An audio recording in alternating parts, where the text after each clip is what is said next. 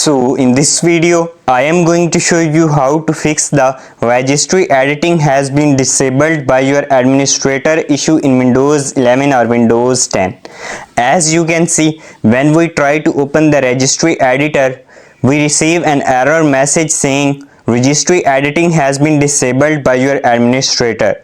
To fix this issue, first press Windows plus R key to open the Run dialog box.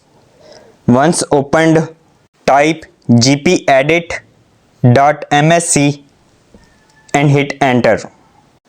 Next, go to user configuration, then expand administrative templates and open the system folder.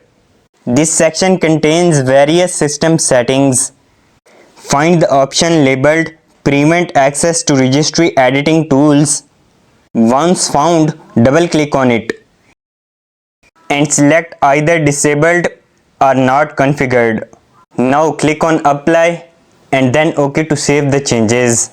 Once you have done that, the registry editor should be accessible again. Now let's try opening the registry editor to check if the issue is resolved. As you can see, it opens successfully without displaying any error message. If you found this tutorial helpful, so don't forget to liking the video.